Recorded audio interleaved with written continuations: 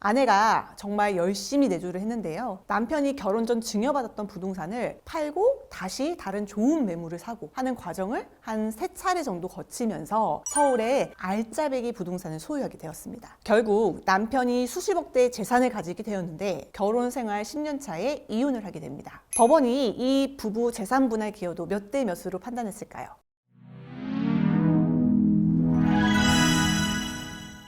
안녕하세요. 저협하는 남편 이혼 전문 안수연 변호사입니다. 오늘은 이혼 전문 변호사로서 최근에 있었던 재산분할 기여도에 대한 판례를 하나 소개시켜 드리려고 하는데요. 특히 가정주부이자 부동산을 통한 자산 증식에 진심이었던 아내가 남편 투기 재산에 대하여 기여도를 인정받은 이유에 대해서 설명드리도록 하겠습니다.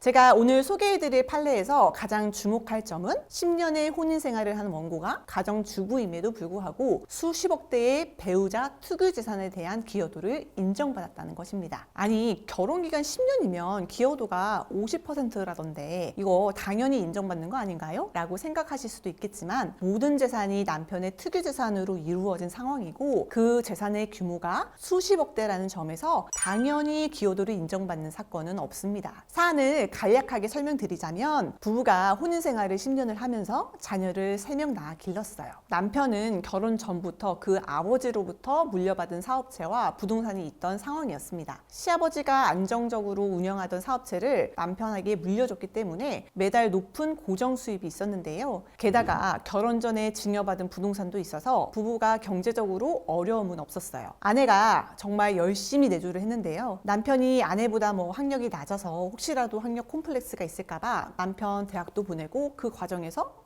리포트도 아내가 밤을 새서 써주기도 했고요. 남편 길을 살려준 거죠. 그리고 남편이 결혼 전 증여받았던 부동산을 팔고 다시 다른 좋은 매물을 사고 하는 과정을 한 3차례 정도 거치면서 서울의 알짜배기 부동산을 소유하게 되었습니다. 아내가 정말 애를 업고 부동산 임장을 직접 다녔고 부동산 중개사무소들을 직접 다니면서 중개사들이랑 친분을 맺고 부동산 정보를 적극적으로 얻은 덕분이었거든요. 결국 남편이 수십억 대의 재산을 가지게 되었는데 결혼 생활 10년 차에 이혼을 하게 됩니다. 남편은 투기 재산으로 이룬 재산이라는 점과 모든 소득이 그 아버지가 물려주신 사업체에서 나온 것이라 이후 부동산의 매수 자금에도 남편의 기여도가 높다라는 주장을 펼쳤습니다. 아내 입장에서는 매수 자금 등이 모두 남편으로부터 흘러 들어온 것은 맞지만 아내가 노력을 하지 않았다면 남편이 가지고 있던 부동산을 그대로 소유하고 있었을 가능성이 높은데 이 예전 부동산의 시세는 큰 변동 없이 그대로다라고 주장을 했어요. 이혼할 당시 남편이 수십억 대의 자산을 소유할 수 있었던 것은 부동산 투자를 적극적으로 한 아내의 기여도가 분명히 존재한다는 점을 강조했습니다. 법원이 이 부부 재산 분할 기여도 몇 대 몇으로 판단했을까요? 바로 7대 3으로 인정되었습니다. 아니, 혼인 기간이 10년인데 기여도 30%면 이거 실패 사례 아닌가요? 라고 생각하실 수도 있는데요. 이 부부 재산이 수십억 대였고 이 매수 자금은 모두 남편의 투기 재산이라는 점 기억하셔야 해요. 법원은 아내가 이웃 사람을 통해 부동산 중개인들과의 네트워크를 형성하고 투자 가치가 있는 부동산에 대한 정보를 선별해서 남편에게 전달했고 직접 아파트를 보러 다니고 매입 과정을 주도하여 투자 결정을 내리는데 실질적인 기여를 했음을 인정해 주었습니다. 결과적으로 아내가 10억 원이 넘는 금액을 재산 분할로 받아간 사례입니다. 실제로 이와 비슷한 다른 이혼 사건 판례들을 보면 부동산 매수 자금이 남편의 결혼 전 자산이었지만 아내가 적극적으로 부동산 투자를 통해 수익을 만들어낸 경우에도 기여도가 인정되는 사례가 자주 발견되거든요. 결국 이번 판례를 통해 보여지는 것은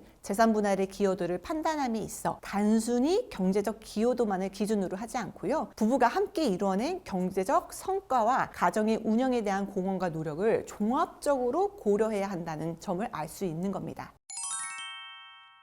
정리하자면 원고는 가정주부인 상황 속에서도 부동산 투자와 관련하여 남편의 사업을 지원하고 가족 재산 증식에 기여했습니다. 이런 점은 법원에서 그녀의 기여도를 인정받는 데 큰 역할을 한 것이겠죠. 오늘은 부동산 투자에 진심이었던 원고가 재산 분할에서 기여도를 30% 인정받고 10수억 원을 받게 된 사례를 소개해 드렸습니다. 오늘 영상이 도움이 되셨다면 구독과 좋아요 부탁드릴게요. 다음에도 더 유익한 정보를 가지고 찾아뵙겠습니다. 감사합니다.